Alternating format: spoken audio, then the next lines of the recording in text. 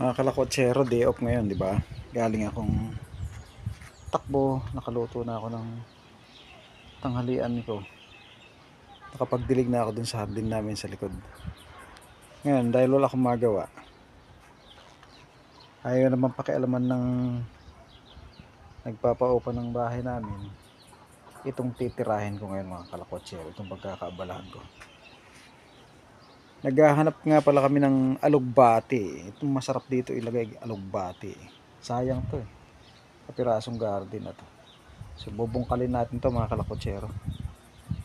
Ngayon, saan tayo magawa? Tara, simulan na natin.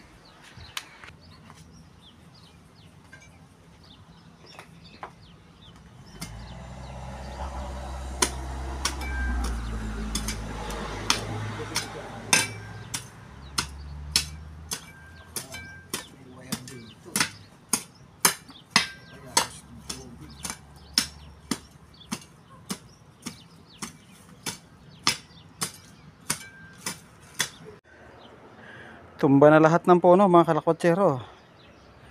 Lahat ng damo. Abot dun sa kabila. Tanggalin na lang natin ang damo. Ito ang mayroon pa dito sa labas oh. Diyos ko. Magpapa inspection para makapag-renew ng kontrata sa bahay. Ano kaya ipapakita nitong kasama namin nagpapaupa sa real estate o kaya sa may-ari ng bahay mismo? Panginoon kong Diyos naman itong tao na to. Oh, bagsak na agad. Impress mo nga siya, hindi lang doon sa dito, hindi lang dahil updated ka magbayad. Paano ka ba magtapon ng basura? Isang puntos yun. Pangalawa, paano mo inaalagaan yung bahay? Di ba? Pagka ganito kadumi, aba, paano ma-impress nito ang real estate o kaya may-ari ng bahay? Paano tayo makakarinyo? Di ba? Yun ang malaking katanungan mga kalakotsero. Yun lang naman. Taob na mga kalakotsero. Saglit lang. Linis. Patuyuin muna natin to. Sana may alugbati rito, may pananim. Ganda taniman nito. Ano? Patuyuin ko muna to bago ko to tanggalin mga damo. Taob na mga kalakotsero.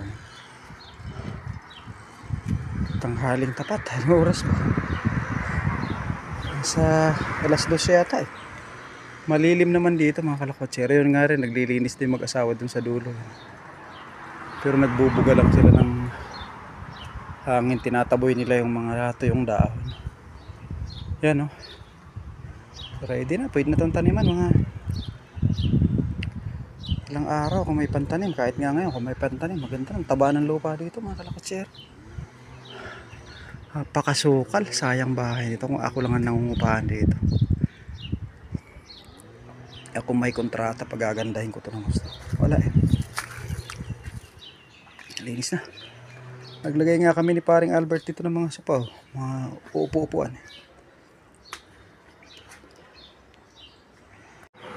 Ayun, linis na.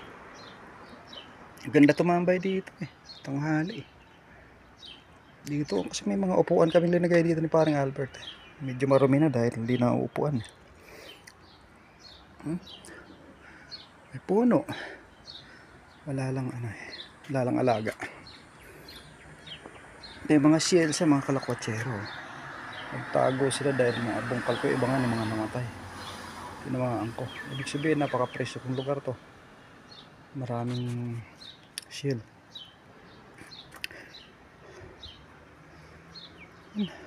Yes na. Ang ganda rito, may mga gripo dyan. Oh. Doon sa dulo, mayroon doon. Andun gripo doon.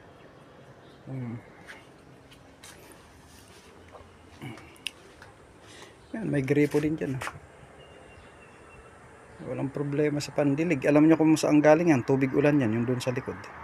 May tangke doon nakasahod. Kolektado yan dito. Ayos na. Tuyuin ko lang to.